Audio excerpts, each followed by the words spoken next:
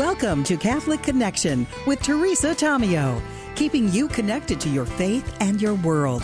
Teresa tackles the issues of faith and culture, the pro-life message, and media awareness. And now, here's Teresa Tomeo. Happy Friday. It's Friday, August 22nd, and looking forward to sharing some great topics with you this morning and wonderful guests. We have Doug Keck right out of the gate after the weather and the news. He'll be giving us the inside word. Doug is President Emeritus, of course, of this very fine network, which just celebrated 44 years on the air last week. Pretty cool stuff. And we'll discuss what's coming up, including get his thoughts on the growth of radio, because we have the radio conference coming up next week. Very excited about that. We'll be broadcasting live next week. We'll have more details as we get closer to the event. We head down there on Tuesday, and then most of us are doing our shows live on Thursday. Will be a whole day of live broadcast from the D.C. area. Technically, we'll be in Virginia at our beautiful hotel where the conference is, but it's considered basically a suburb of D.C., as I'm sure you all know. So we'll talk with Doug about that, as well as what's coming up this weekend and next week, and wrapping up, of course, the month of August already. Next week, got some big heavy hitters again with the Saints, St. Monica, and, of course, St. Augustine, back-to-back. We'll talk about that as we continue with the program. All right, then the bottom of the hour, we do what's called Fact Check Friday, taking a look at some issues in the media. Now, if you have been on, which I do every morning, the wonderful websites of the Register and Catholic News Agency and our other outlets, just to see what's happening in the Catholic world, there's a very interesting story about Bishop Barron putting out a very important video about the dangers of AI.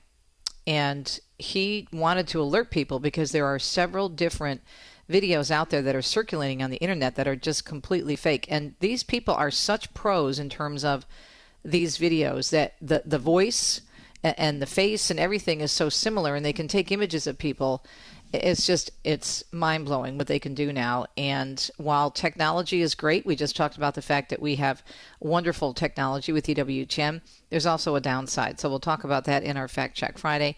And then continuing that conversation, Donna Hughes, the president and CEO of Enough is Enough, is going to be taking a look at a new AI tool, speaking of AI, that's being tested by YouTube to figure out if children are watching inappropriate content. So we'll continue that conversation on AI, artificial intelligence, and how we can figure out what we can do in terms of how we understand what's going on with AI on the internet.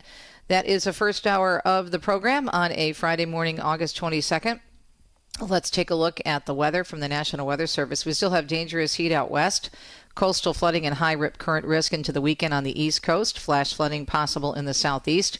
More details from the National Weather Service: a dangerous record heat wave continuing for the desert southwest and the Central Valley of California through tomorrow in the Pacific Northwest, all the way through Tuesday, so next week. Coastal flooding expected through tonight at high tide along the eastern seaboard from Erin, while the high rip current risk and dangerous surf continues through the weekend.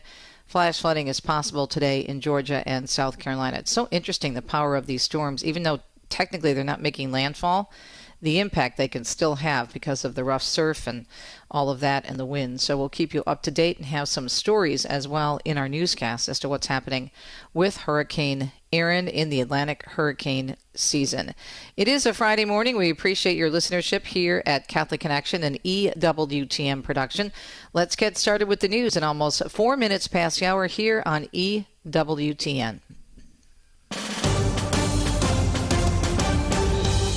Well, Pope Leo calling for today to be a day of prayer and fasting for peace. A news release from the Vatican saying the day of prayer and fasting comes as our world continues to be wounded by wars in the Holy Land, in Ukraine, and in other parts of the world.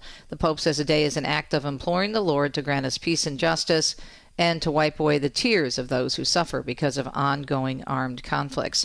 Meanwhile, Vatican News is reporting that Cardinal Pier Battista Pizzaballa, the Latin Patriarch of Jerusalem, is expressing gratitude for the Pope's constant attention and hopes that people's hearts may change. He told Vatican News they're grateful for the day of prayer and fasting and the attention to peace, which the Pope has returned to very often, almost always. He says it's a very delicate theme, one felt very deeply by us, but it's not the first time that we have committed ourselves to days of prayer and fasting, he said. They have been done in the past, and it is the only thing that at this moment we can do, the Cardinal said, to pray and to fast, to keep our attention directed toward God. It is the only thing right now so that our hearts may change. Prayer, however, he warned, should not be relied upon as if it were a magic formula that solves our problems. He said prayer serves to change our hearts, adding the approaching prayer in such a way would end up creating only, approaching prayer that way would end up only creating frustration. He explained prayer serves again to open our hearts in context of hatred and rejection of the other, as has occurred with war in the absence of peace.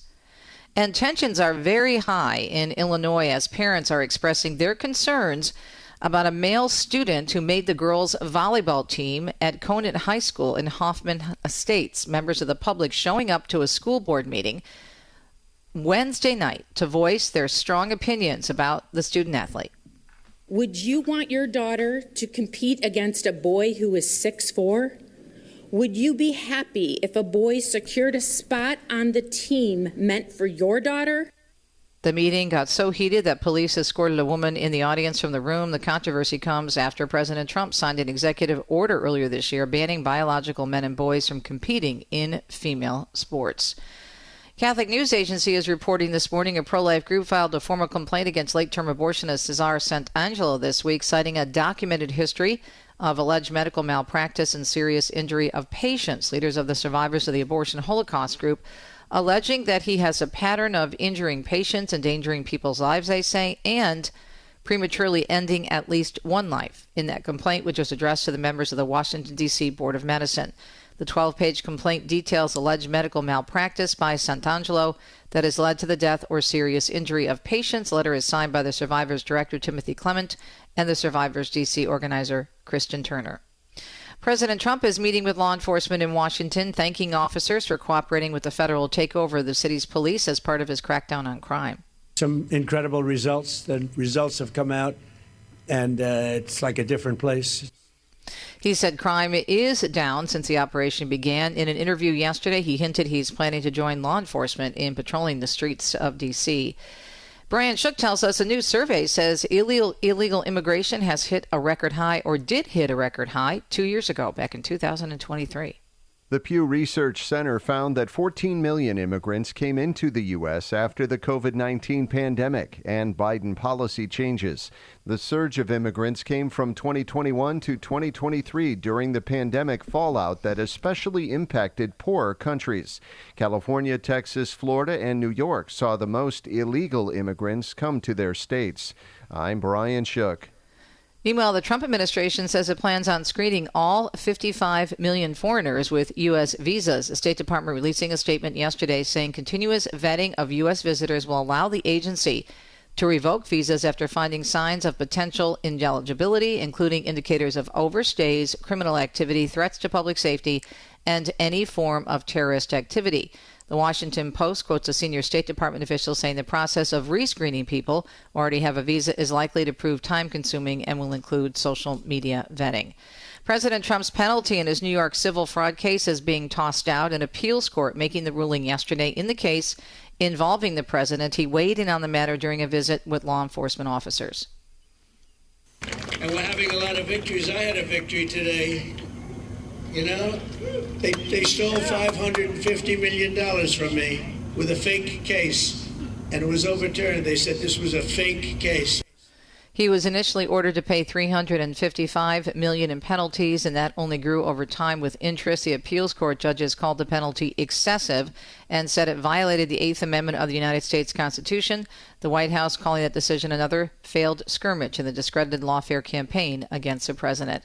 Another win for the administration, as Michael Kastner tells us. They can move forward now with pulling hundreds of millions of dollars of National Institutes of Health grants linked to so-called diversity initiatives after a Supreme Court ruling that came out yesterday. The 5-4 decision in part reversed a lower court ruling that canceling the funds was illegal. 5 of the court's conservative justices ruled in favor of the administration, accusing the lower court of defying an earlier Supreme Court ruling that allowed the administration to cancel grants. Chief Justice John Roberts joined the liberal justices in opposition. I'm Michael Kastner. The suspect in the stabbing spree at a Michigan Walmart in July will have a competency hearing today. The suspect is being held on a $100,000 bond, and the prosecution has noted a history of mental illness. Bradford Galea has been charged with 1 count of terrorism and 11 counts of assault with intent to murder. He pleaded not guilty on all charges. Officials say reports of an active shooter on the campus of Villanova University in Pennsylvania, well, those reports were a hoax. There was a call that came in around 4:30 this afternoon to law enforcement, to 911 center, saying that there was an active shooter in the building, in the law school building, and that there was a victim, at least one victim, who was wounded. That has turned out not to be true. That's Delaware County District Attorney Jack Stollmeyer speaking yesterday. The school president emailed students less than 2 hours after the alert, calling it a cruel hoax. So far, though, there's no word who's responsible, and there's an investigation underway. The district attorney called the hoax a crime and says they will indeed track down whomever was responsible. Hurricane Erin, as we mentioned earlier, is now causing coastal flooding in parts of the country, including North Carolina.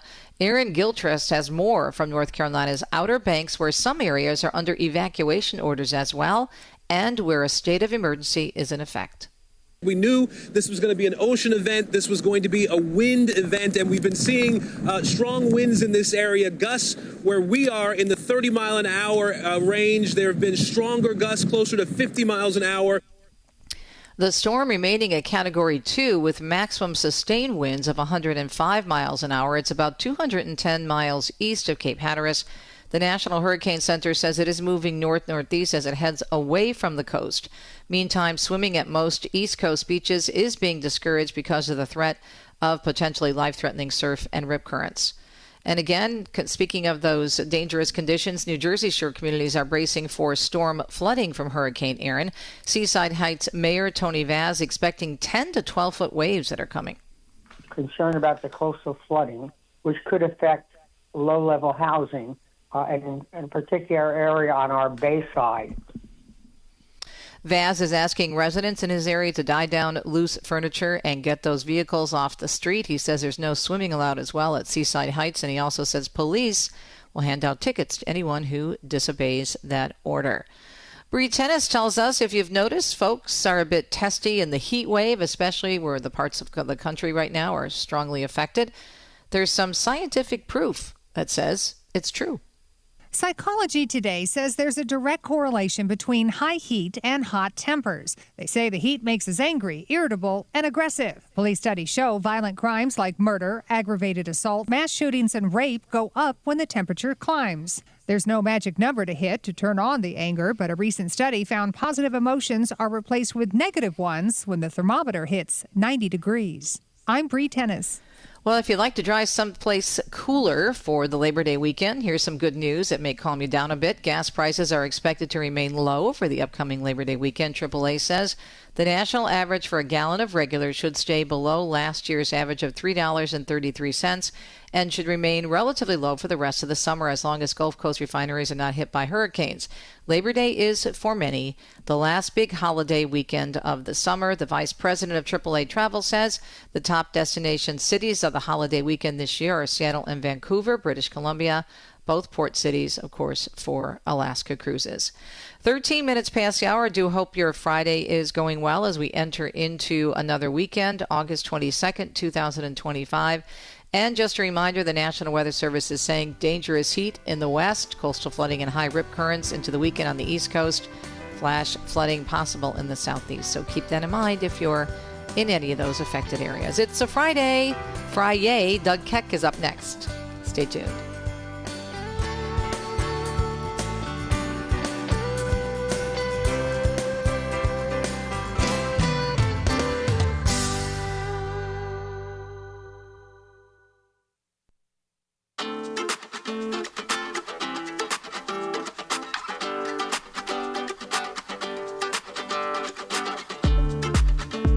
Fifteen minutes past the hour. It's a Friday morning, and that means we check in with our President Emeritus, Doug Keck, for our Inside Word. So, Doug, great to have you on with us on Fridays, of course. I just wanted to get your take since you have been with the network for so many years and saw so much growth in so many areas. Next week, we're having our annual radio conference down in D.C. I'm very excited to be attending and speaking. It's going to be a lot of fun to see everybody. It's always kind of like a family reunion. And speaking of family reunions, it's connected, of course, to the big family celebration the following weekend. But looking back, just share your thoughts in terms of the growth of radio over the years, your years at EWTN. Right. Well, yeah. Obviously, I'd like to give a shout out to people to check out the family celebration in Tyson's in Virginia, and that's very exciting. And I think there's some great numbers showing up from who's registered already. So it sounds like it'll be a great event, and there'll be opportunities, I know, for the people who are going to the radio conference to visit our news studio operations in D.C. And I think there may be some other opportunities for people to take tours there who are going to the family celebration. So it's really exciting. There's been a lot of growth. And I think really going back to even, 96 when I came, when kind of the focus basically was on shortwave, and that was kind of the radio outlet, and there was a couple of stations here and there that were Catholic-owned. Most of them, weren't particularly apologetic in the sense of the kind of programming they did, even if they were quote-unquote owned or operated by a Catholic institution. So basically, I remember in the early days there were a couple of people who came forward. Obviously, Ave Maria was an early player, and many others came out, and there was a couple of stations, and some people met with Mother, and then, Mother said there's a lot of people out there with money, and, they should support. We'll give our programming away for free if you build the station. We'll give you the programming. And so that really was, the way of seeding the soil, and then thanks to wonderful Catholics who wanted to do something about their faith and evangelize and keep a Catholic culture going. And I think it's a great part of, along with EWTN, of why the United States has stayed as strong in the faith, and that there's as many faithful Catholics as there are today because of Catholic radio, which has become ubiquitous, whether it be the local, obviously, or Sirius satellite XM, and now obviously on the web with podcasts and things like that that you can stream on your phone. There's a million different ways to get wonderful, wonderful Catholic audio programming. Yeah, it's just amazing to me how much it's grown and how many affiliates we have. It's 600, at least over 600, right? I'm pretty sure. Yeah, absolutely. And then you're talking about the worldwide aspect of it right. too. There, radio's going to Africa, it's going to Europe. We don't really talk about those things, but these programs are being heard virtually around the globe.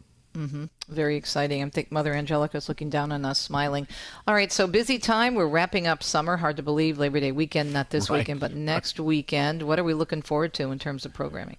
Well, today we've got a new episode of Life on the Rock on tonight, where Brother John talks with Joseph Pierce about great Catholic literature, so that's always interesting. Joey's always a lot of fun.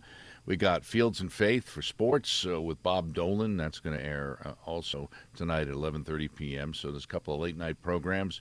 And then tomorrow, a classic, Bob and Penny Lord talking about Eucharistic miracles on a program that's going to be airing at 11:30 a.m., tomorrow. And, with all the Eucharistic discussion, I always try to remind people at times, besides promoting the saints and obviously Mother with the Eucharist, really, Bob and Penny really were some of the pathfinders when it came to talking about Eucharistic miracles. And really, we've heard more and more about it, and kind of ties into Blessed Carlo Acutis, this whole situation and what he did electronically and digitally.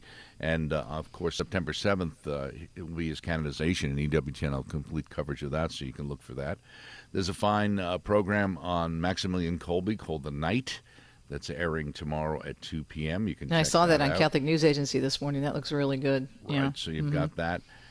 There's a couple of other fine programs. We've got our movie of the week, which is St. Rose of Lima, which is a production that EWTN was directly involved in as a co-production, so you can look for that at 8 p.m.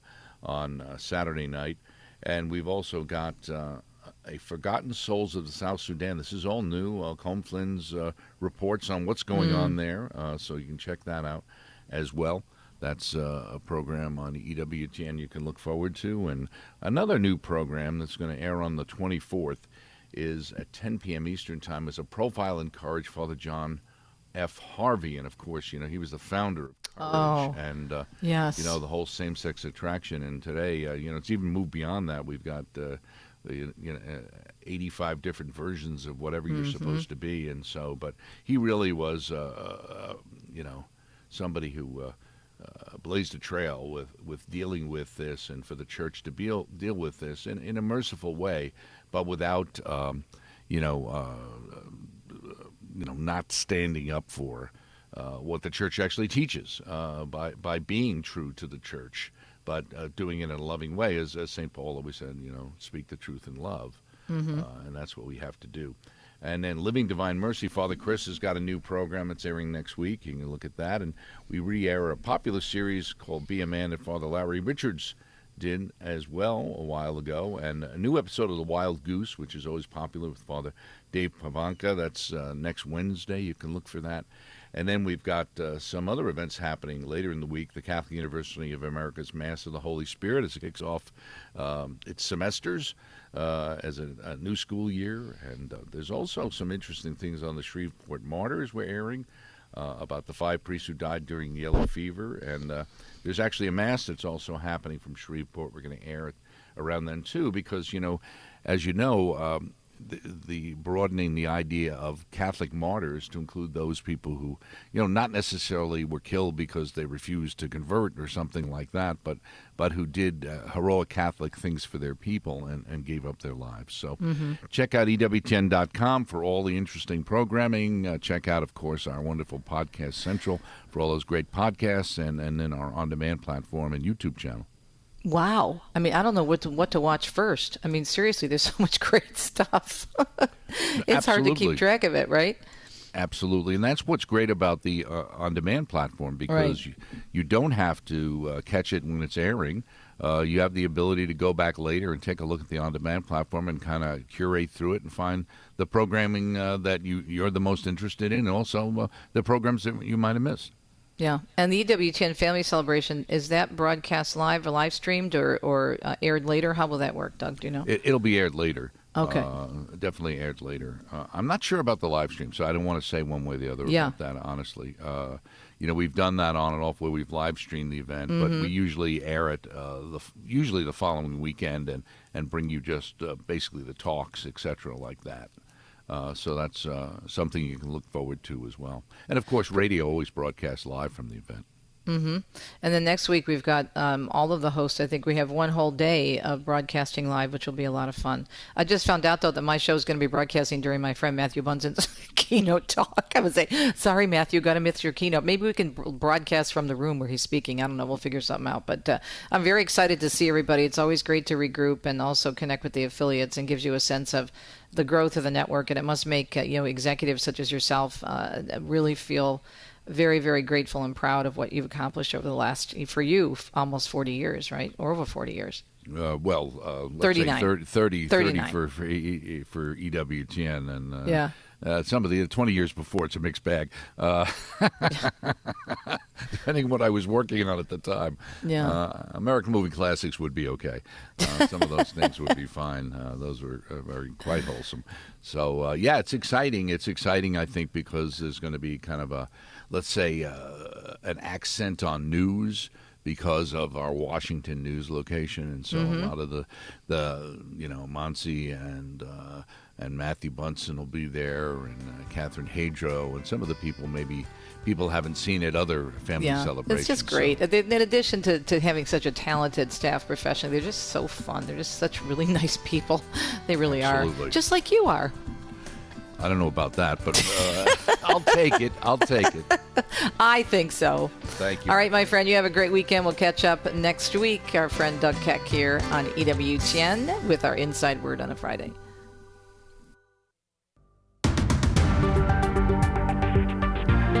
It is a Friday morning. It's August 22nd, 2025. We're so grateful for your listenership here on EWTN's Catholic Connection. So we do a Fact Check Friday every week to keep you informed in terms of what's happening with the media, because as the wonderful Archbishop Chaput Emeritus always says, we need to know how the media works so they don't work on us. And as I mentioned at the top of the show today in our introduction segment, there's so many great things, as Doug just explained as well in the previous segment, about the media and the expansion, for example, of Catholic radio, Catholic TV, great Catholic podcasts, and also cultural programs and different events that are able to be covered and shared through the internet. And even AI has its purpose, and a good one, but there are many people out there who want to take those good things and use them for not so good things, and sometimes even for evil, as in taking your money, my money, scamming, and it's getting more and more realistic because of AI.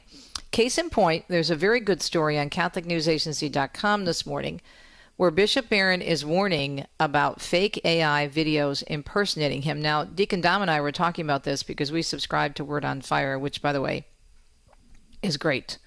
I think Bishop Barron is one of the best communicators and teachers of the faith today. I just think he's wonderful. He's brilliant. Of course, he's a philosopher, and he's extremely intelligent when it comes to theology. But I love his Sunday sermons. We watch them every week, and especially we watch them in Italy if we can't get to an English Mass, which is rare because obviously we're in Italy, so most of the Masses are in Italian. And we can get pieces of that, but we're still learning the language. So it takes us a little bit of time to go back and figure out and think about what the priest may have said or the deacon may have said. But we're grateful for EWTN, and we're grateful for Bishop Barron's sermons that he does every Sunday and puts them online on Word on Fire. And that's why whenever, it's like E.F. Hutton. Remember that old commercial when E.F. Hutton speaks, people listen? And this is how I feel about Bishop Barron. If he's saying something, it's really important and we need to pay attention. And so the story is really comprehensive. You should go to CatholicNewsAgency.com to check it out. But for parents, and we're going to continue the conversation after this segment as well regarding AI and a new tool that's being used to help you discern as to whether kids are watching inappropriate material. But let me just read you the lead paragraph, and then I'm going to have Richard, my wonderful producer, roll the video. It's a 3-minute video, and he talks about how ridiculous it is and how so many people, by no fault of their own because of the technology, are believing, unfortunately, what is being said in some of these ridiculous summaries that were put together by AI, through AI. Bishop Robert Barron of Winona, Rochester, Minnesota, and founder of the Catholic ministry Word on Fire, recently warned about the proliferation of fake videos created with artificial intelligence, AI, circulating on social media impersonating him. Now, you're not going to believe what these folks who are behind these videos did and just how many people also are believing what they're seeing and hearing online. Roll the tape, as we say in the biz, Richard. Bishop Barron, I want to talk to my Word on Fire family and really anyone that follows me online about a problem that's becoming increasingly difficult. And that's the presence online of these videos generated by artificial intelligence that purport to be from me and that are not from me. I'll tell you, it first came to my attention several months ago that a lady stopped me and she said, "Oh, Bishop, I feel so bad about that altercation you got into at the restaurant in Chicago." I said, "What altercation?" "Oh, it was online, that you had a disagreement with someone at a Chicago restaurant." I said, "I've not been in a Chicago restaurant for about 5 years." Well, it was one of these AI-generated silly videos. Another one that I came across has me being summoned to Rome by Pope Leo for high-level discussions about points of disagreement. I've met Pope Leo once. It happened a couple weeks ago in Rome. We put it up on our social media. I shook his hand and he smiled at me. That's my one contact with him. I'm not being summoned to Rome for high-level discussions. One that just came out recently had me giving recommendations about how to remove demons from your toilet. So my point, everybody, is this is all ridiculous. And I think if you spend just a moment, you can tell the difference between an authentic video from me and one of these fakes. But here's the other thing. It's not just people having harmless fun. These are fraudsters. What they're doing is making money off of these things because they monetize them through ads. So think of someone, a third-rate band that does a knockoff of a pop song, but puts the original musician's name and picture on the cover and then sells it. Well, that's what's going on here with these things. So it's not just harmless fun people are having. It's doing damage to my reputation, but also damage to people who are being defrauded. So can I urge you, don't take these silly things seriously. Don't watch them. And what you look for is something on my YouTube channel, something on the official Word on Fire channels, and there's a blue check you can see next to my name, the profile name. Look for that. That's the sign that it's a video from me. But also, I would say to those who've been following me for 25 years, use your common sense too. When you see these goofy images that are obviously generated by a computer, and you hear me talking about some wild thing, I hope you have the sense to know, look, that's not really Bishop Barron speaking. So it's just becoming increasingly a problem, and I want you to know about it and then do what you can to battle it. And God bless you. Super important. I really appreciate his message, and imagine being the target of this. And it's happened also to Father Michael Schmitz. I was just talking with him about that when I saw him up in Mackinac.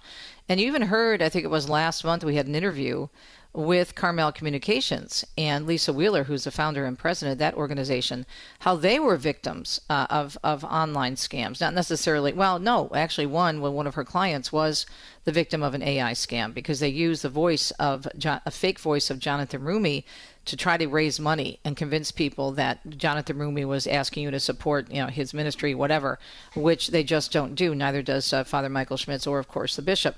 But it's super important for us to be aware of this and to help our young people in our family or maybe in our parishes if you are in catechesis in any way.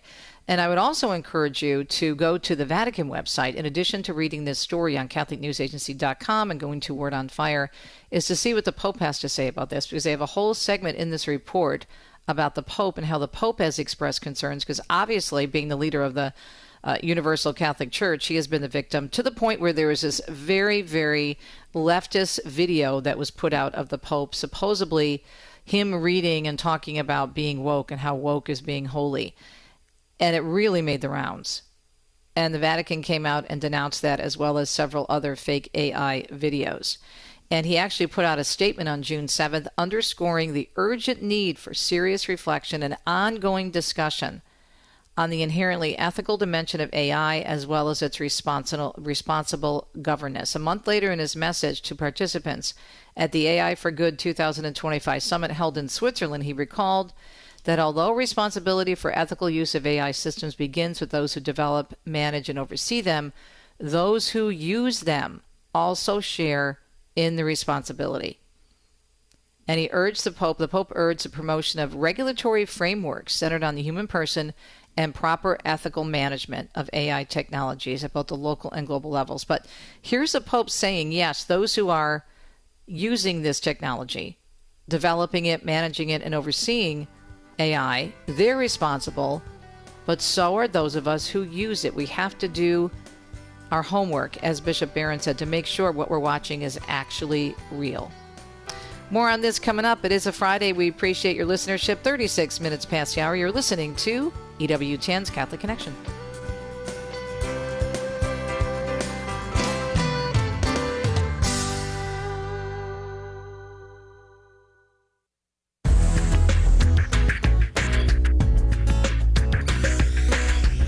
Technology is great when it's used wisely and well, and we need to be aware, as Pope Leo mentioned, that those of us who are using it are responsible, as well as those developing new technologies, especially online.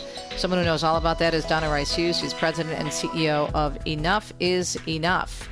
And we're going to be talking about a number of things, including a new AI tool that's being tested by YouTube to determine if children are watching inappropriate content. Donna, thank you so much for joining us. I'm sure our listeners are familiar with your ministry and your work, but tell us how you were prompted and moved to get involved in this area in terms of so much awareness on what's happening with the media. Oh, thank you, Teresa. Well, I began in 1994, just at the advent of the Internet. In fact, we weren't even calling it the Internet. Then we were calling it cyberspace. But we saw the beginnings of hardcore pornography, child pornography, and sexual predators using the pre-Internet. And we thought, oh, my goodness, the bad guys are out in front of everyone, including policymakers, public awareness, and even the media. So that's how I got involved back in 94.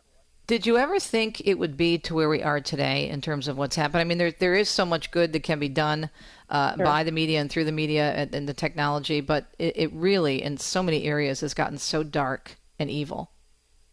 Well, it really has, and I think if we understand, that we're in a spiritual war. There is evil, and in something like this, the technology has typically been neutral, if you will. But I don't want to say it's necessarily neutral anymore. Even companies are purposefully rigging their algorithm to trick kids and to lead them down some black holes and rabbit holes.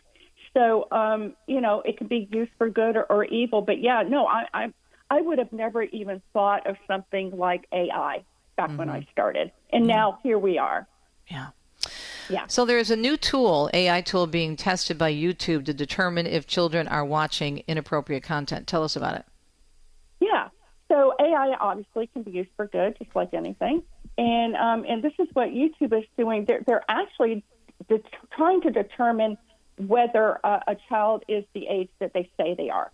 Kids have been lying about their age to get on social media sites since the advent of social media.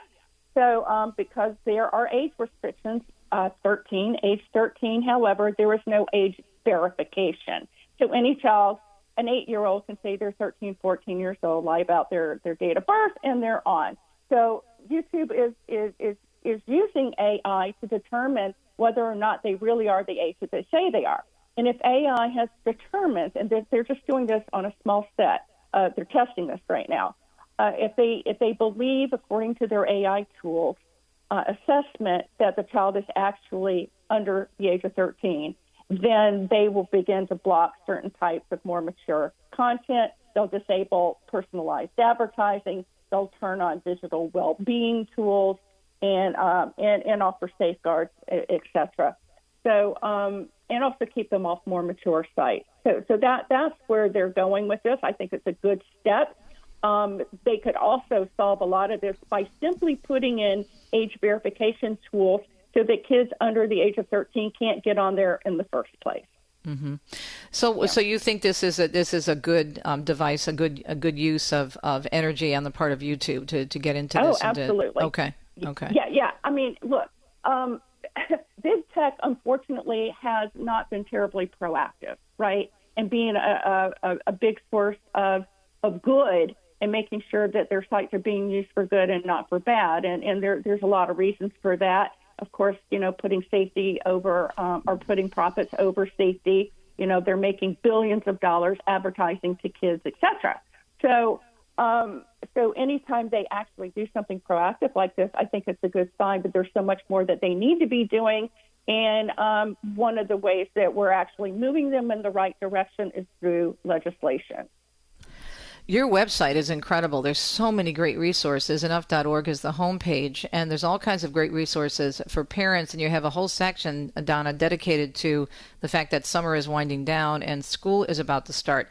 Now, we have several states that have approved of bans on cell phones during school hours. Do you think that's a good move? I do. I think it's unfortunate that we even have to go there, but we do. So kids are bringing their own devices, of course. And, are they learning when they're scrolling on social media sites while they're in the classroom? No, they're not. So actually either limiting or banning the use of cell phones inside the classroom, I think, is a good thing. And I hope that parents will understand that it's a good thing. The other thing is we put out a lot of information, actually a tool that parents can go and look at alternatives to giving their kids a smartphone to begin with, which I think is good. There are actually safe phones where you can call your kids, they can call you, they can do a lot of really neat things on these phones, but they're not internet connected. I mean, why? Here's the thing. Once a parent gives a child an internet connected tool, which could be a smartphone, a laptop, a gaming device, they all come turned on to the internet. Now you're opening up all the good of the internet and all the evil and all the bad, the people that will take advantage of your kids, like pornographers, predators, sex extortionists, and traffickers. And what does a young child in grade school, and they're saying, and you know this because you've done the research and this is your life's ministry now. I mean, these kids are getting these phones as young as, 7 and 8 years old. Why do they need a smartphone? They don't.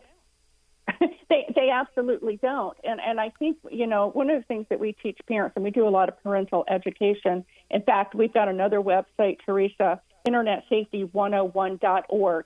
And we've got all the different dangers and risks to kids listed out by category: pornography, social media, gaming, cyberbullying, sex trafficking, etc.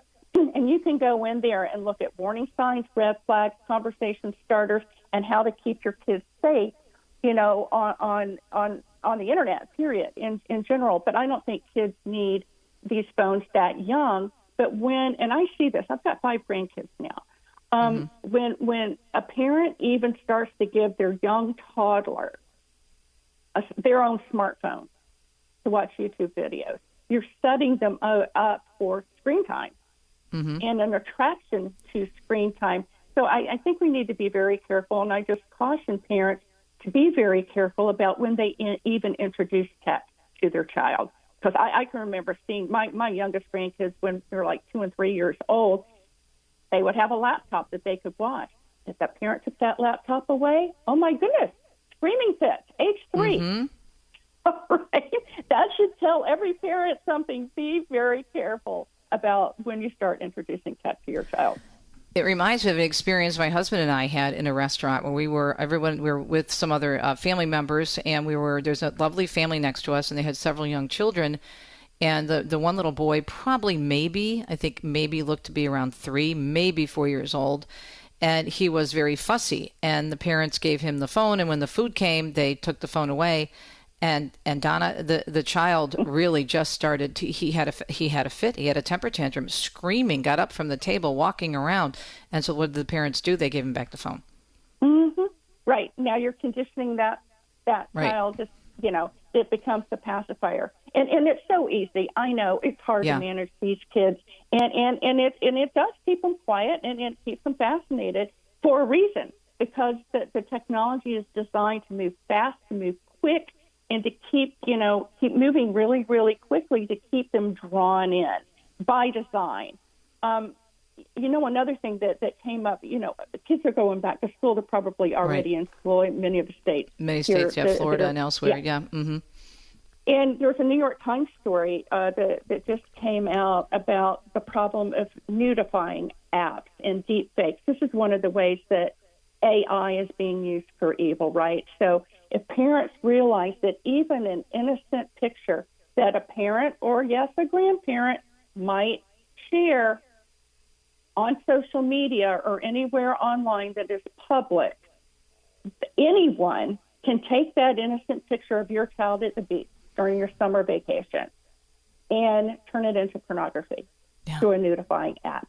So we need to be careful about how this is being used in an evil way. And kids themselves, Teresa, are using nudifying apps to take an innocent picture of a peer that they're now deciding to bully and then posting it.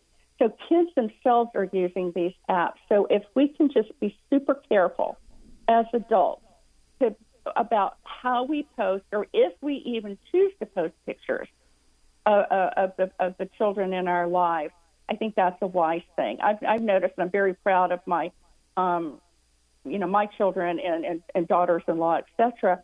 They're sending me pictures by text and saying, don't post. Okay. I'm like, thank you for sharing with me, no post. I'm not going to post anyway, but don't post.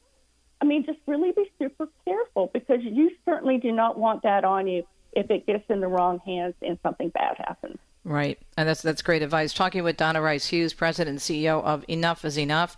We're talking about a number of areas in terms of media and help for parents and families, including a new AI tool being tested by YouTube to determine if children are watching inappropriate content. It can be so overwhelming, though, Donna, right? I mean, because as a parent, I'm a great aunt, and my husband and I are very involved, and we don't have any children of our own, but we're very involved in our grandnieces' lives, and we see them, and their parents are constantly trying to balance it out between, they have a certain amount of screen time a day, and they're very good about it, but, they're influenced. The kids go to school, and they're influenced by other children, or even just hanging around, going to different events. How should parents approach this going into the new school year, do you think? And you've got, again, great tools on your website. Well, that's a great question. First of all, I think every parent, if you can just understand that your child is at risk, period. If they go online and they have unrestricted internet access to any device that they have, they're at risk unless you, the parent, start to manage that access. What does that look like?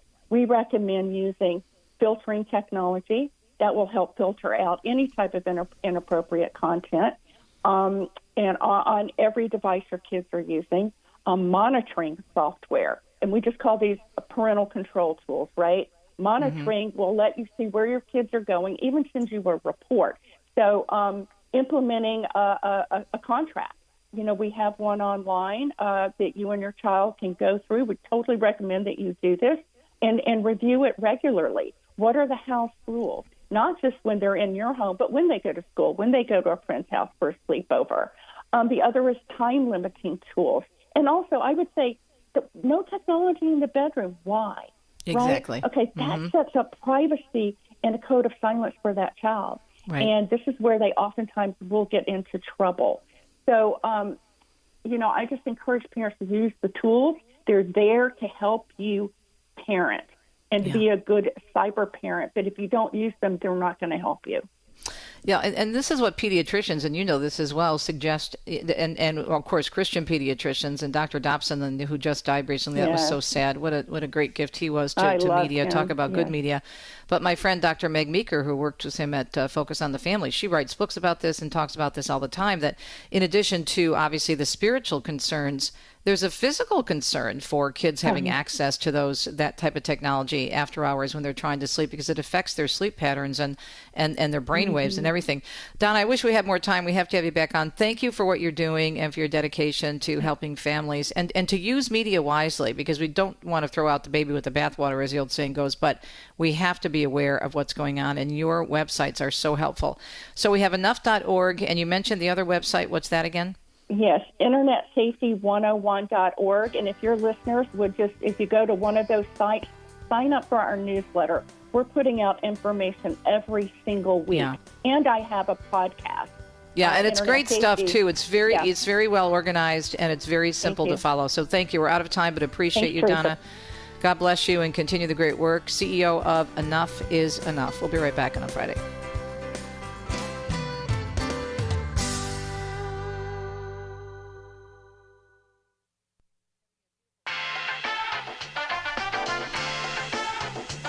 Hope you're having a beautiful Friday morning. It's August 22nd, 2025. Feast day, of course, of the Queenship of Mary. Beautiful day. Holy Mary, Mother of God, pray for us sinners now and at the hour of our death. Amen. And we ask for her intercession, especially for peace, as the Pope is calling for a day of prayer and fasting today on this August 22nd. Coming up in the second hour of Catholic Connection on EWTN's Radio Extra, we are going to be talking with Leia Hunt. She's going to be in studio with us this morning, and she is a childhood cancer survivor, and she's a speaker. And her topic is finding ways to bring glory to God through trials, especially for children with cancer. Talk about a tough topic, a heartbreaker. I mean, it's horrible enough, and anyone we know and love gets sick, but when it happens to children, it just takes on, I think, a whole new level of being, so overwhelmed, especially in your heart when you see that kind of suffering. But imagine taking that experience and using it for good. And that's exactly what Leia is doing. And this is what our faith teaches us. Romans 8:28, all things work together for good for those who love the Lord and are called according to his purpose. Nobody likes suffering, right? We don't ask for it, and God doesn't go around zapping people. But he tells us that out of suffering can come great good, and people can be changed. Just look at the cross if you doubt that. So we'll talk about that with Leia, and she'll be in studio with us. We'll also have 2 cents for you, taking a look at some of the issues of the day.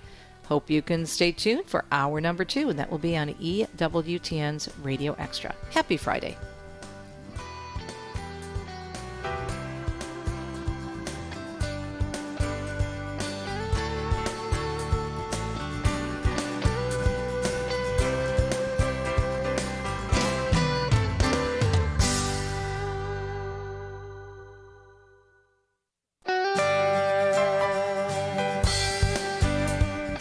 Welcome to Catholic Connection with Teresa Tomeo, keeping you connected to your faith and your world.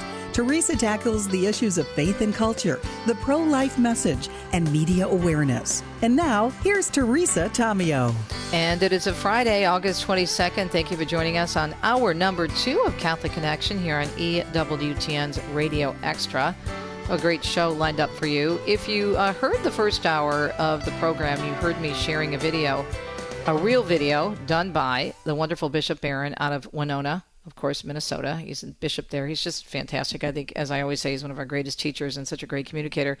But he has been the victim, as have many prominent religious leaders, Father Michael Schmitz, and of course, actors have been affected, Christian actors and other Catholic personalities, including Jonathan Rumi. This whole situation with AI online is out of control. It is a great technology that's adding to the way we communicate and learn on the internet. So we don't want to throw the baby out with the bathwater, but we need to be aware. And sometimes, we're not really all that diligent in finding out where the information is coming from. And if you want to take a look at the story, I think it would be really helpful on Catholic News Agency. And I want to dive into that a little bit more deeply, share more with you in the story, but also pick up where we left off in the Fact Check Friday segment and go back to the Holy Father's letter on this, because he was speaking actually to a group that was having a conference related to AI, talking about the dignity of the human person.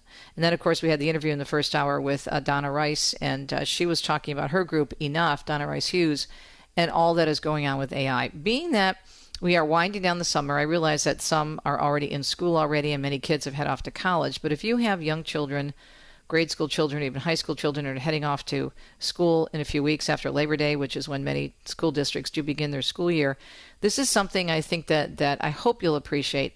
And also, just as someone who may be trying to learn more about the faith, we have to make sure that we are learning how to use the media, because as Archbishop Chaput says, it's one of my favorite quotes. I use it all the time. We need to know how the media work so they don't work on us. And Pope Leo is calling us to pay more attention. He says, yes, those who are producing this kind of stuff that's coming out of AI and some of these videos that look so real, yes, they're responsible, but so are we. We can't just sit there and automatically believe what we see. We need to consider the source. And Bishop Barron was so good at saying this.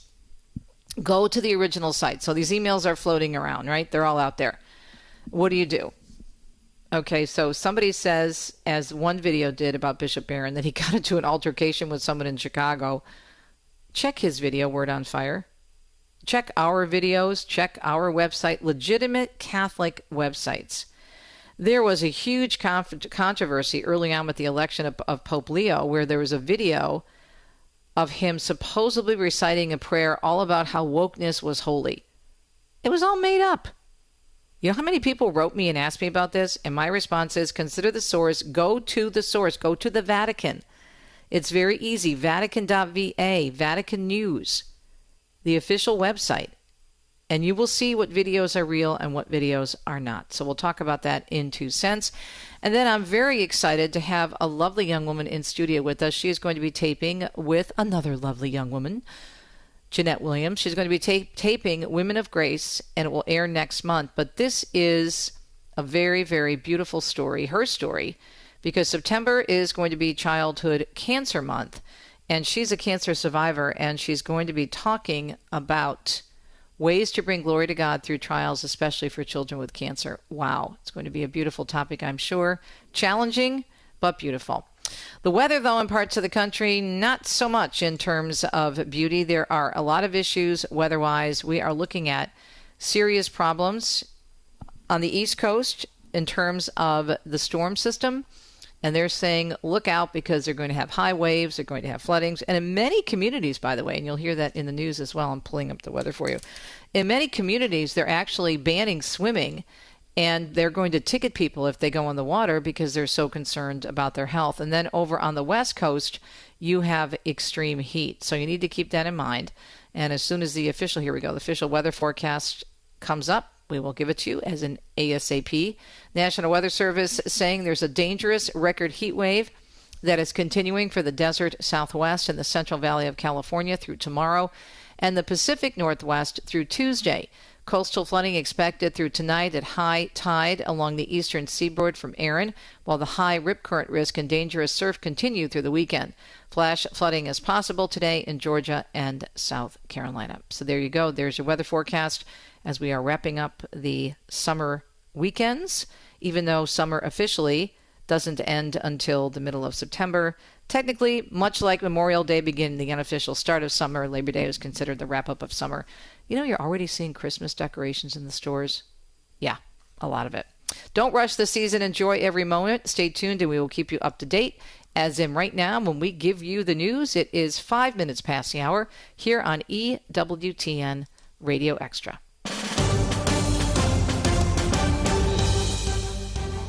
Well, of course, as we've been mentioning all morning, Pope Leo is calling for today to be a day of prayer and fasting for peace. A news release in the Vatican says a day of prayer and fasting comes as our world continues to be wounded by wars, not only in the Holy Land, but in Ukraine and other parts of the globe. The Holy Father is saying the day is an act of imploring the Lord to grant us peace and justice and to wipe away the tears of those who suffer because of ongoing armed conflicts. Meanwhile, Cardinal Pier Battista Piazzabella, the Latin Patriarch of Jerusalem, expressing gratitude for the Pope's constant attention and a hope that people's hearts may change. He told Vatican News they're grateful for the attention to the theme of peace, which the Pope has returned to very often, he says, and almost always it's a very delicate theme, one felt very deeply by us, he says. It's not the first time, though, that we have committed ourselves to days of prayer and fasting. They have been done in the past, and it is the only thing that at this moment we can do to pray and to fast, to keep our attention directed toward God. In other news this morning, tensions are high in the Midwest and specifically Illinois, where parents expressed their concerns about a transgender student, a boy who made the girls' volleyball team at a high school there in the area of Hoffman Estates. Members of the public showed up to a school board meeting for the district earlier this week to voice their opinions about the boy identifying as a girl and a student athlete. Would you want your daughter to compete against a boy who is 6'4"? Would you be happy if a boy secured a spot on the team meant for your daughter? The meeting became so heated that at one point police had to escort one of the women in the audience out of the room. The controversy comes after the president signed an executive order earlier this year banning biological men and boys from competing in female sports. Catholic News Agency is reporting this morning that a pro-life group filed a formal complaint against late-term abortionist Cesar Santangelo this week, citing a documented history of medical malpractice and serious injury of patients. Leaders of the Survivors of the Abortion Holocaust group allege that Santangelo has a pattern of injuring patients, endangering lives, and prematurely ending at least one in the complaint, which was addressed to members of the D.C. Board of Medicine. The 12-page complaint details alleged medical malpractice by Santangelo that has led to the death or serious injury of patients. The letter was signed by the Survivors Director, Timothy Clement, and the Survivors D.C. organizer, Kristen Turner. President Trump is meeting with law enforcement in Washington, D.C., Trump thanking officers for cooperating with the federal takeover of the city's police as part of his crackdown on crime. Some incredible results. The results have come out, and it's like a different place. He said crime is indeed way down since the operation began. In an interview yesterday, the president hinting he also is planning to join law enforcement in patrolling the streets of D.C.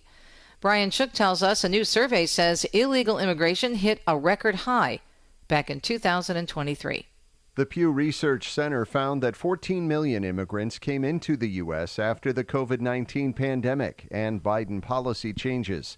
The surge of immigrants came from 2021 to 2023 during the pandemic fallout that especially impacted poorer countries. California, Texas, Florida, and New York saw the most illegal immigrants come to their states. I'm Brian Shook. The Trump administration says it plans on screening all 55 million foreigners with U.S. visas. The State Department releasing a statement yesterday saying continuous vetting of U.S. visitors will allow the agency to revoke visas after finding signs of potentially ineligibility, including indicators of overstays, criminal activity, threats to public safety, and any form of terrorist activity. Meanwhile, President Trump's penalty in his New York civil fraud case is being tossed out. An appeals court made the ruling yesterday in the case involving Trump. He weighed in on the matter during a visit with law enforcement in Washington. And we're having a lot of victories. I had a victory today. You know, they stole $550 million from me with a fake case, and it was overturned. They said this was a fake case.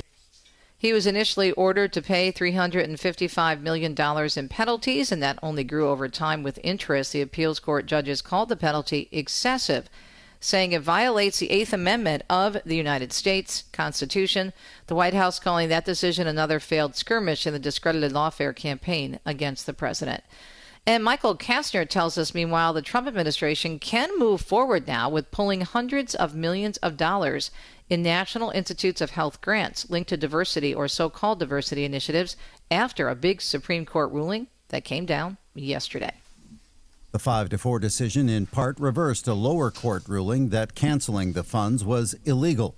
5 of the court's conservative justices ruled in favor of the administration, accusing the lower court of defying an earlier Supreme Court ruling that allowed the administration to cancel grants. Chief Justice John Roberts joined the liberal justices in opposition. I'm Michael Kastner. The suspect in that stabbing spree at a Michigan Walmart in July will have a competency hearing today. Bradford Glee is being held on a $100,000 bond, and the prosecution has noted a history of mental illness. He has since been charged with 1 count of terrorism and 11 counts of assault with intent to murder. He did plead not guilty on all charges. And officials now say reports of an active shooter on the Catholic campus of Villanova in Pennsylvania, well, those reports or the complaints were a hoax.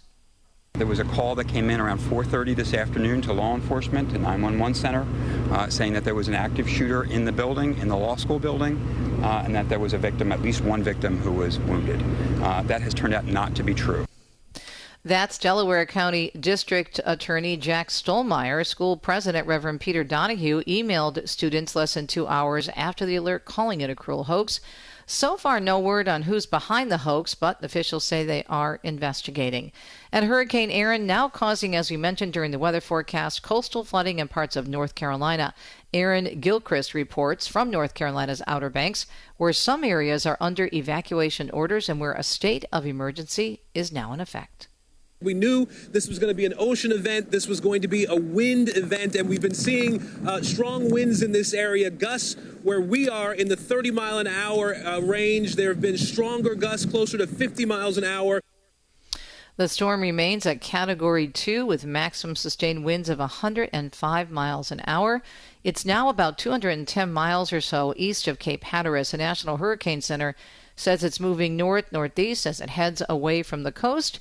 Meantime, swimming at most East Coast beaches being discouraged because of the threat of potentially life-threatening surf and also those rough tides. Well, if you're looking to get away from any kind of weather, whether you're on the East Coast, pun intended, or the West Coast, for example, the East Coast still seeing the ravages of Hurricane Erin, and the West Coast, the heat, you'll be glad to know that if you drive, you'll save some money over Labor Day weekend. Gas prices are expected to remain low for the upcoming holiday. AAA says a national average for a gallon of regular should stay below last year's average of $3.33 and should remain relatively low for the rest of the summer as long as Gulf Coast refineries are not hit by hurricanes.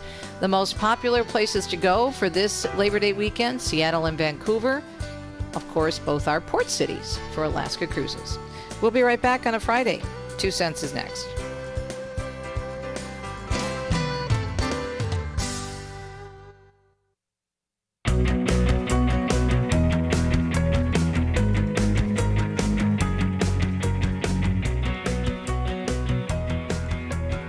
Welcome back. Hope you're having a beautiful day. It is a Friday. It's August 22nd, 2025, and we are talking media. Now, I did want to mention, I mentioned this briefly in my interview with Donna Rice-Hansen, someone that I think did so much good in terms of the media and promoting really great causes and promoting family values, James Dobson. He died at 89 years old, and at some point in the next couple of weeks, I want to get Dr. Meg Meeker back on. She's been a regular in this program. I haven't had her on in a while. She also does a podcast on the Focus on the Family. She worked very closely with Dr. Dobson. I've had the opportunity to interview him more than once, especially when I was working early on when I left secular media, and I was working in evangelical media for 2 years at the same station that my friend Leia Hunt worked at before joining Catholic radio shortly after that. But James Dobson, who is an evangelical Christian psychologist, author, and there's a really good story, by the way, from which I'm reading on Catholic News Agency, author and founder of Focus on the Family, an influential family counseling ministry, passed away yesterday at 89 years old. He advised 5 U.S. presidents on family policy, most recently as a member of Donald Trump's Evangelical Executive Advisory Board. He was also considered a leading light in the American conservative movement's fight for family values, including a focus on defending the institution of marriage as being between one man and one woman for biblical sexual ethics and gender roles and innocent life through opposition to abortion. So may he rest in peace. Well done, good and faithful servant. And I'll tell you what, we need more James Dobsons out there in the media today, and I'm sure you'll agree. Okay, speaking of the media, we ran that video of Bishop Barron. It's on his website, okay? So you go to wordonfire.org, and he talks about what's happened to him and how he's been the victim of AI. And he mentions that there were some crazy things out there. He actually had a woman, if you didn't hear the first part of the program this morning, he recounted a few months ago, a woman told him that she felt so badly about an altercation he supposedly had in a restaurant in Chicago. He said he hasn't been to Chicago in like 5 years, or eaten in a restaurant in Chicago in 5 years. How crazy is that? It was one of those, he says, AI-generated silly videos. And then there's another one that claimed he was summoned to Rome by the Pope. And he had a very high-level meeting with the Holy Father. He said, well, actually, I met him in May. I literally bumped into him. I shook his hand and he smiled at me. That was the extent of our meeting. And then here's something. A video that was circulated in which he supposedly gave recommendations on how to remove demons from your toilet. He said it's absolutely ridiculous. And so there is a video on his website that you may watch, and he stressed the same thing that the Pope stressed and that I want to stress as a media expert, as I talk about in my many books, including my first book, Noise, How Our Media-Saturated Culture Dominates Lives and Dismantles Families. It's one of the first things you learn in J-School. In addition to follow the money, it's considered the source. To whom or what are you following? What sources? If you see a video that seems shocking and controversial, and it seems like it's a particular spokesperson or leader or priest or bishop or whomever, an actor speaking about something, and it is very dramatic, for example, or they're asking for money, when in doubt, check it out. But be in doubt, be suspect. You have to be, I'm not saying you have to be paranoid, but you have to be so careful. We just did that interview also in the first hour with Donna Rice-Hansen regarding problems online with AI and how this thing is so out of control. And what I wanted to talk about mainly this morning in our 2 cents segment, with all of this in mind, is that the Pope is saying, you know what, it's not just those who are developing content and new tools on the internet that are responsible. He gave a statement to the AI for Good 2025 summit held in Geneva, and this was last month. And he said that although responsibility for the ethical use of AI systems begins with those who develop, manage, and oversee them, those who use them also share in this responsibility. So in other words, just because we don't know how something works or may not be all that familiar with technology doesn't give us an excuse for not looking into it further in terms of potential problems. So here's the full statement. I've got it right in front of me. Although responsibility for the ethical use of AI systems begin with those who develop, manage, and oversee them, those who use them also share in this responsibility. AI, therefore, he says, requires proper ethical management and regulatory frameworks centered on the human person and which go beyond the more criteria of utility or efficiency. Ultimately, we must never lose sight of the common goal of contributing to that which is known as, according to St. Augustine, the tranquility of order, and fostering a more humane order of social relations and peaceful and just societies in service of integral human development and the good of the human family. Okay? So we have a responsibility. Those behind these new technologies have a responsibility, but so do we. Now, this goes back to one of my favorite documents from John Paul II. Pope John Paul II, of course, now St. Pope John Paul II, wrote a lot about media, okay? And there was something that was started after Vatican II, and these are great little nuggets, and they're called World Communications Day statements.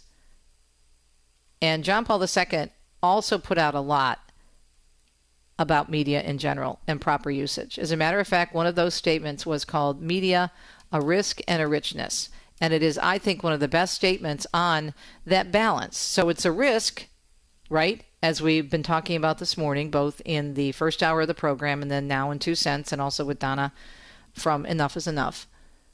It is a risk. We have to be aware, but there's also a richness in it in terms of the value that media, when used properly, when used well, can have. And this, by the way, you can look up online. He put it out a year before he passed away. World Communications Statement, 2004.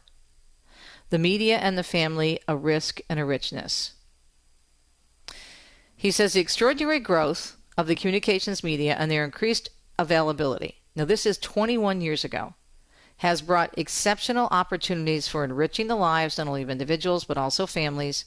At the same time, families today face new challenges arising from the varied and often contradictory messages presented by the mass media. And so his theme for the World Communications Day 2004 was the media and the family, a risk and a richness, is a timely one, for it invites sober reflection on the use which families make of the media and in turn on the way families and families' concerns are treated by the media. So again, just as Pope Leo was saying, it's a double responsibility, those who are creating or putting out the media and those who are consuming it. So he talks about in this statement from John Paul II, policymakers, public authorities, and then he also talks about families and parents being the primary, most important educators of their children, are also the first to teach them about the media. They are called to train their children in the moderate, critical, watchful, and prudent use of the media in the home. When parents do that consistently and well, family life is greatly enriched. He says parents also need to regulate the use of media in the home. This would include planning and scheduling media use, strictly limiting the time children devote to media, making entertainment a family experience, putting some media entirely off limits, and periodically excluding all of them for the sake of other family activities. Above all, parents should have good examples to children by their own thoughtful and selected use of the media. So, brothers and sisters, this was Pope John Paul II a year before he died in 2004. That was 21 years ago. It's now 2025. Okay? Think about that. He was talking about the same things Pope Leo is talking about today, that we also, consumers of media, as well as developers of new media, have a responsibility. We can't just play dumb and say, oh, I don't understand all this stuff, so therefore it's not my fault. No, we will all be held responsible, Pope Paul VI said, for how we use the media and answer to it before God, especially where children are involved. We'll be right back.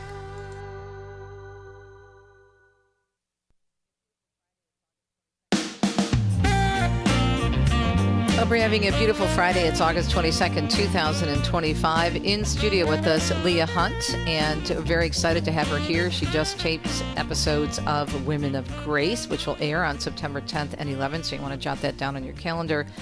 September, by the way, which is only, less than 2 weeks away, is Childhood Cancer Month, and Leia knows all about that. She's also speaking on September 4th, and she's going to be talking about Hope in the Kingdom. It's going to be at the Hope in the Kingdom Gala, and we'll talk about that with her.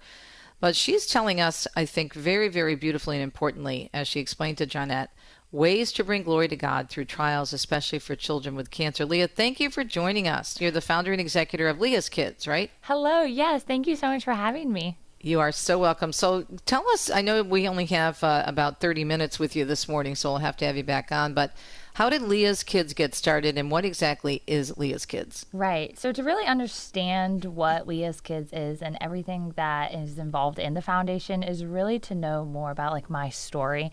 Mm-hmm. And so as a young child, I was diagnosed with cancer, retinoblastoma in my left eye. And so I was about 2.5 years old, and I started treatment. We did chemo, radiation. I relapsed, did over 26 surgeries, and then lost the complete vision in my left eye. And so as a young child, this was my entire life. I always say that I knew more about medical terminology than I did about Disney princesses. And so when you face something like that as a young age, your life kind of begins very differently than other people's. And I will say that I always knew that there was a reason that I was here, that God had a mission and a purpose for me. And as I got older, up into high school, I remember I went to my parents and I told them, I said, I want to do more. I was like, I know I'm here. I know there's a purpose. I've seen so many kids pass away from pediatric cancer. What can I do? What is God calling me to do? And one thing led to another. My dad looked at me and he's like, have you ever thought about doing your own nonprofit? And at that time, I was working with like the Eye Tumor Research Foundation and my hospital and so many other nonprofits. And I was like, you know what, I would love to, but I want to be one-on-one with the families. I want to hold the mom's hand. I want to be there when the little girl asks the question as why she's bald or why he has cancer. And so I kind of took that idea and took that desire that I had in my heart, and one thing led to another, and it was on my 18th birthday that I got home from cross-country practice. I went to the basement, opened my dad's laptop, and I filed to create a 501c3 nonprofit. Wow. Yeah. That's amazing. So the website is leiaskids.org.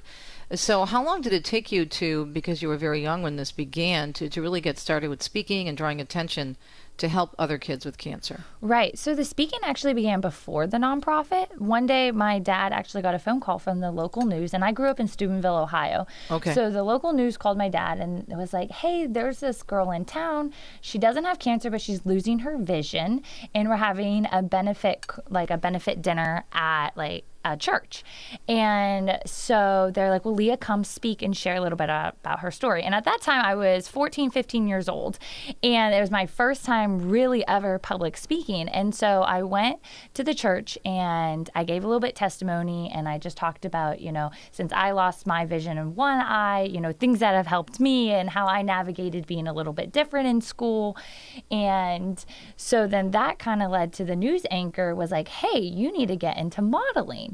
And then modeling kind of pushed me into, working with different videographers. And so I was able to work with a videographer that made a documentary about me. And at this point now I'm like a junior in high school. And then from that kind of led to more speaking events. And since I was in Steubenville, Ohio, I got to attend, multiple Catholic events that I was able to share just a little bit about my heart and my journey. And then from there, the ball just kept rolling. So you're doing so much of a beautiful website, by the way. It's really, I love the little crowns on lists. Thank you. You got to get the girly girl in there. Right? Yes, of course. So I'm very girly, so it's perfect. Yeah. So in terms of what you're doing now, has the focus shifted? Are you doing, have you expanded? What are your main goals right now from where you began many years ago? Oh my goodness. Yes, we have expanded and grown. And every single day I have a new idea, to the point where people that I work with are like, okay, no more ideas, Leah. We need to finish the first one we started. And so when I first began the nonprofit, it was really in silence. I didn't tell anybody. Again, I was a senior in high school and I was very shy back in the day. And I really kept it to myself. And so my parents and I would find families that were going through cancer in the newspaper that were having like spaghetti dinners. And I would show up at the spaghetti dinners with a check and just be like, hi, I'm Leah. I had cancer. I started this nonprofit a few months ago and I want to give you a donation. And I'll write them a check. And we did that to like 3-4 different families. And then it was Easter Sunday and the news actually put out an article about Leia's Kids, and that is kind of when it took off. It kind of had that moment where everybody in town, all my teachers, all my classmates kind of found out about what I was doing behind the scenes. And so from there, we just started with donations, those checks to give the families relief to cover all those miscellaneous costs.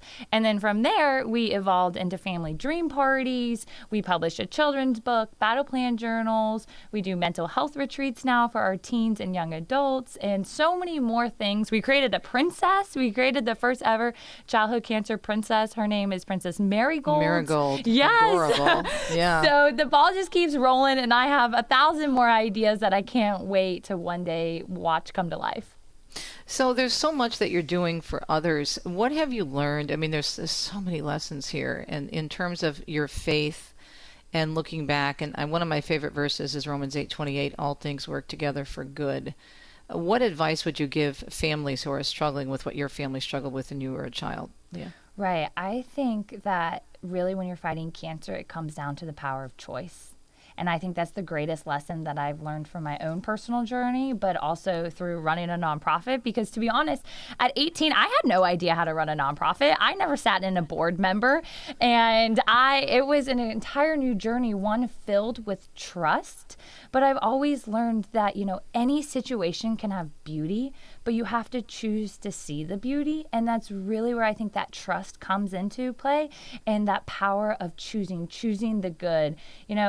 Especially in the walk of life of cancer, you have two ways that you can go. You can go the path of hatred and anger and why God and why me, or you could walk the path of joy, of happiness, of not fully understanding, of not having the answers. You still have those why me questions, but you're laying down that cross and offering it up for the goodness of love and life and charity and hope.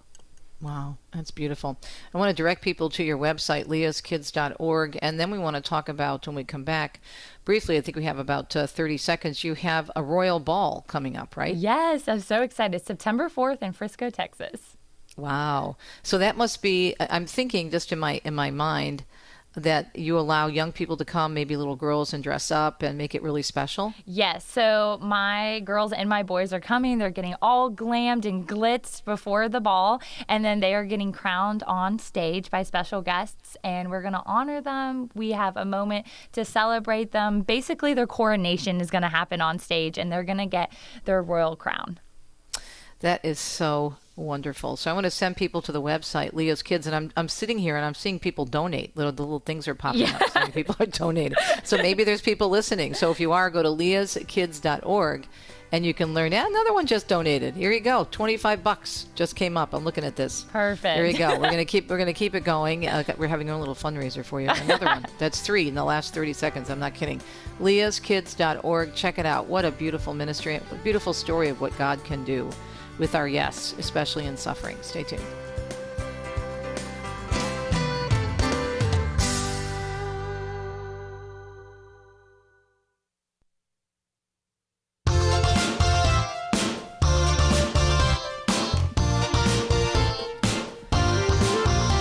Minutes past the hour. Welcome back, Catholic Connection. We're talking with Leia Hunt, founder and executive director of Leah's Kids. So tell us a little bit more about the Royal Ball. That sounds like a blast. Yes, so the Royal Ball is our evening. It's a benefit gala for the foundation, and really it's rooted on hope in the kingdom. And Leah's Kids, if you can tell on our website and everything, we're very much about royalty. And so where that royalty and the crowns and the color purple really stemmed from is actually a verse in the Bible, James 1:12, and it says, "We bear our cross to receive our crown and eternal glory." And woven in through the pillars and the foundation of Leah's Kids is that message of hope that, we all have a cross that we're carrying. Our families, for me and the families that I serve, it's pediatric cancer. For other people out there listening, it might be divorce or diabetes or something along those lines. And so what we really work with our families is that we are carrying that cross, but we're going to receive our crown in eternal glory. And what does that mean? That means maybe you're going to get your crown earth side, or maybe you're going to get your crown heaven side. But there's a purpose to this suffering. There's hope to this suffering. And that's really going to be told through the Royal Ball that we're going to have with our children that are going to come up, that are actively fighting, that families that are in their trenches are going to get honored, they're going to get loved, and they're going to get the royal crown that God has designed for them. So how did you find that particular verse? Because it's very powerful in pertaining to what you do. Yeah, so actually I got it in adoration. So right after high school, I actually was a missionary at Hard as Nails Ministries with Justin Fatika. And okay, yeah. I've interviewed him many times. Yeah, so I spent 2 years with him. And when we were headquartered in Syracuse, New York, and actually he put us all in the chapel for an extended, like a very long time. And he said, read the Bible, get to know the word, pray for a scripture to really come to you. And at that point, I already started Leia's Kids. And Justin was helping me grow and learn more about the nonprofit world and more about discipleship. And during that time with him, that verse really stuck out to me. And that was the verse that I was able to take to all the states that we traveled to. And it really was the foundation that I was able to expand Leia's Kids on, because we already had the crowns and we already had the crowning ceremonies. And so through prayer and devotion, I was able to really just find it. I opened it up and there it was. And I was like, that is so in tune to what I'm doing. And it has never left my side since. Well, that's not a coincidence, right? For a specific reason. God's like, hello, you want a verse? Here you go. Yes, I needed one and he delivered. Yeah, exactly. It's that sometimes, be careful what you pray for, because it's going to be right there in front of you. And then you got to do something with it. I wanted to talk about the beauty that we have in the Catholic faith of understanding suffering. It's interesting. I came across an article, and I check so many try to check as many websites as possible before I do my show every day. And I look at some of the evangelical websites, whether it's Christianity Today or the Christian Post, and I forget which one. There's a very interesting book that just came out in the Protestant world. It's a young African-American pastor. He's growing in his ministry, and he has had a lot of troubles in his life, and he wrote a book about suffering. And his take is that in the Protestant world, and this is just his opinion, but I've noticed this among some of my very faith-filled evangelical friends, that suffering is a difficult thing, and they don't know how to approach it all the time, because it's not discussed. And in some circles, it's even said, well, you're being punished or you didn't pray hard enough. And so what he was saying in this interview, Leia, was so Catholic in terms of suffering and how it can be redemptive. And I think we are so blessed in our faith because we have so much to learn on the teaching of redemptive suffering and so much available to us. What do you think? Oh, yes, absolutely. I think there is definitely a lack of that sensitivity to sin and suffering.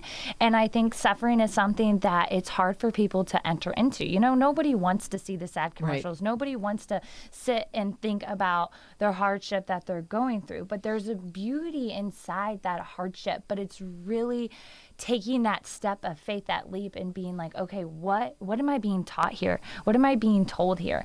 And for me, I remember as a young girl, I remember standing up on stage and being like, I'm so grateful for my cancer. And the crowd stopped talking. Nobody, there was a hush that went over the crowd. And I was like, no, let me say it again. I'm so grateful for my cancer. And they're like, why? Because I was like, well, if it wasn't for my cancer, it wasn't for that trauma that I went through, then I wouldn't have Leia's Kids. I wouldn't be able to sit with the moms and the dads. I wouldn't be able to tell kids that they're still beautiful and amazing and have a purpose. But that came from my trial. That came from suffering. But that did not come overnight. It took me years and years. And I remember sitting on my kitchen counter one time. And at that point, I was in middle school. I was really going through it. My left eye, since I'm blind in it, it drifts. It's a different color. It has its own little party. And I remember sitting there and I was just like, okay, God, you are all powerful. And I'm going to close my eyes right now and I'm going to pray real hard. And on the count of 10, I'm going to open my eyes and I'm going to see. Yeah. And that's all I wanted. I was like, why am I different? And so I counted to 10 and I opened my eyes and I looked all around my kitchen. I was like, okay, nope, still blind in one eye. I said, okay, God, you're just getting warmed up. You want me to do this again? You're testing me. I was like, okay. So I did it again and I still couldn't see. But in that moment, that is when I realized my life's purpose. In that moment, that is when I realized that, okay, there was something far more greater than just pediatric cancer. My story is not done, and there is a beautiful, beautiful next chapter ready to be written, but I have to accept that and take that on. Yeah, and it's you said early on in the interview, you have a choice. You can go in one direction or the other. You can become very bitter and angry. Why me? And I think when we have suffering, we all wonder, right? That's a natural response. But if you hang on to that and you dig in your heels, you can make your situation even worse because of what bitterness and unforgiveness and jealousy can do, not only to you emotionally and spiritually, but physically, right? Right, most definitely. I think that that suffering is so powerful, but it really is depending on which way you look at it. And it's so hard because you never, when a parent buries a child, you can't walk up to them and be like, oh, there's a purpose to this. That's not what they want to hear, but they want you to sit with them in the suffering. They want their child's name to be told, their light to be lived on, for other people to remember who their child was and to carry their light with them in their hearts and everything that they do. And that there's no really answer why somebody gets cancer, young or old. And I can't stand here and say that, this is what God is going to do with your story, because we as people don't know, but I know in my heart that God is all good. And if God is all good, then this cancer is going to turn into something good along the way. And also, I think it requires us to go deeper when we suffer, because if we look at suffering, this is not what God wanted. He doesn't go around zapping people. He didn't want cancer. He didn't want pollution. He didn't want war. He came and gave us this earth, and original sin, unfortunately, came into it. And so this is all of this, and it could be, for example, people who get cancer could get it because of something someone has done with the environment, right? Or something someone has done with food. I mean, there's all these different connections to what may cause. Sometimes it's our own bad choices. For example, we know what happens when you smoke. I mean, the evidence is there on that. So, now we have that before us. But what we do with it is so important. And my husband and I had a very, very tumultuous issue in our marriage for many years, and we separated twice. And it was very painful. And had we not gone through that, he would not be a deacon and I would not be a Catholic talk show host. It's that simple. Wow. It's because that suffering, he's talking about, he just wrote his homily for this week, and he's been a deacon now for 13 years. It was in that suffering, in our marriage, in our relationship, Leah, that brought us to our knees and changed everything. Right. Wow. I don't know where we would be without it, because it forced us to take our Catholic faith seriously. And all these things, your suffering, other people's suffering, they're all miracles to be had if we embrace them. Right. Right? Mm-hmm. Definitely. I agree with you. There was a family that we served, and their daughter she was on hospice, and she was passing away from DIPG, which is a terminal brain cancer. And there really is no cure for DIPG.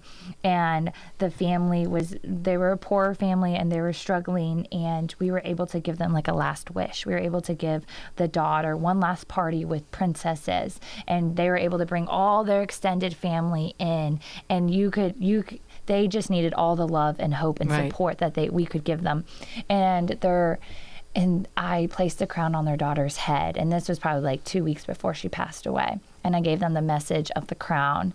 And the mom just fell to the floor on her knees in tears and saying, I've been so angry with God. He's taking my perfect, beautiful girl. I don't have much in this world, and he's choosing me to take my daughter away from me.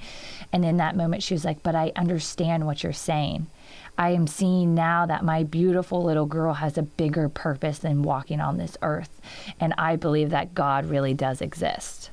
And to me, that was like the most powerful moment of my entire life, because I'm just trying to bring hope to these little kids, but God is really working. And sometimes people need to see the other side. They need that desire to be pulled out of them. I know you've written books, but do you keep a journal of these different stories? Because that in itself, in terms of your encounters with these people, Leah, could be an amazing book. Right, that would be an amazing book. I do have them written down in various places. Yeah. Different stories and different things that parents have told me, or little kids have told me when they ask, why me, Leah? And so, yes. But hopefully one day I would love to write another book about that. I think that would be definitely powerful. Mm-hmm. Well, I want to give people your website. What's the best way to find you? leahaskids.org? Yes, leahaskids.org, but also on social media. We're on all platforms. You can follow us at Leia Hunt or at Leah's Kids. All right, and you're going to be a guest on Jeanette's Beautiful Women of Grace program that will air on September 10th and 11th, so we make sure that you watch it. It will be airing during Child Cancer Month, which is the month of September. So I want to give another shout out to your first annual ball, because this is just so adorable and wonderful and beautiful and joyful. Joy, joy, joy, joy. Right? Yes. Oh my goodness. It's going to be the most magical, hope-filled. Everything is purple. We have people coming from all over. It's going to be the best night ever. All are welcome. Like, lots of bling. So Jeanette and I would fit right in with the bling, right? Absolutely. Full ball gowns, tuxedos. You might even see a horse-drawn carriage make an appearance. No way. All the things. How fun. So how many people are coming so far? Do you know? We're about between 200 and 300 people are coming. Okay, so tell us where it is and how people can come. You don't have to be from Texas, right? No, we have people flying in from all over. I have some doctors flying in, so it's going to be absolutely amazing. But it is September 4th. That is a Thursday, and it's in Frisco, Texas, so right outside of Dallas, Texas. And it starts at 6 p.m. all the way to 10 p.m., and all are welcome. The venue is called Verona Villa. It's a gorgeous, it looks like a castle, and it's a beautiful venue.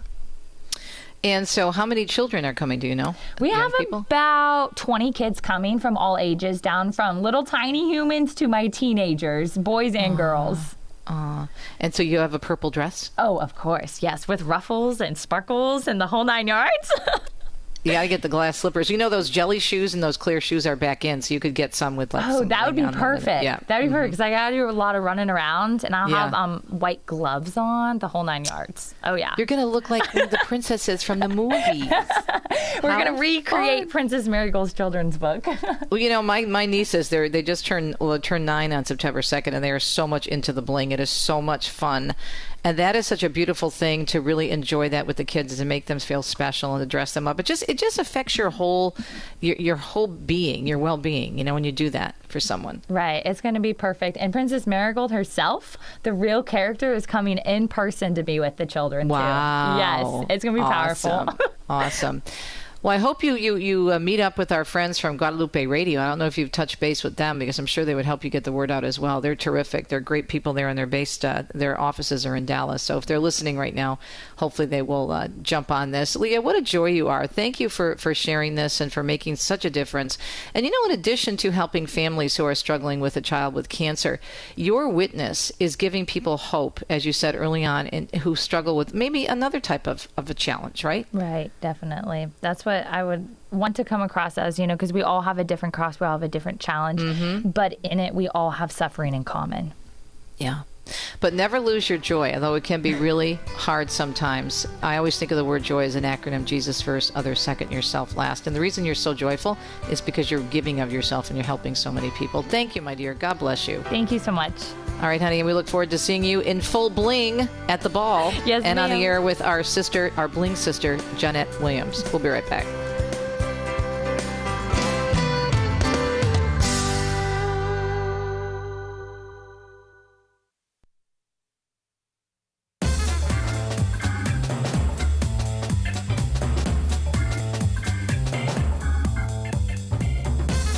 Wishing you a beautiful Friday and a beautiful weekend, August 22nd, 2025.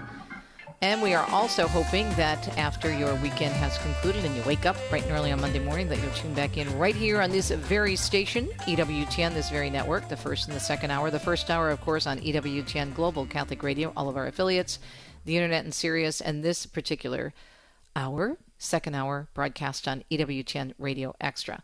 Okay, so Monday, it's going to be fun. Matt Swaim, Journey Home Highlights. Of course, he is a producer of the Journey Home on EWTN Television, also with the Coming Home Network, and he is the host of the Sunrise Morning Show, heard every day here on EWTN Radio.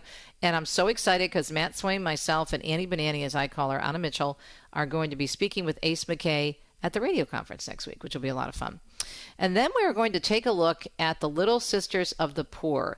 These sisters are so strong, they are under constant attack from the left. They keep, it's like they get one court victory and they're set back again. And so we're going to get an update from Lori Wyndham, one of the attorneys working on the many cases that these sisters have had to battle. But they keep going, and we'll keep them in our prayers. It'll be an interesting update, I'm sure, from Lori. And then this is going to be a lot of fun. We are going to be talking with a priest who's a pastor of one of our listeners in Pennsylvania, who made the suggestion to bring his pastor, Father Alan Hoffa, on, talking about how successful he's been with using media wisely, in particular with TikTok. Have a great weekend. We'll talk to you on a Monday. Ciao, ciao.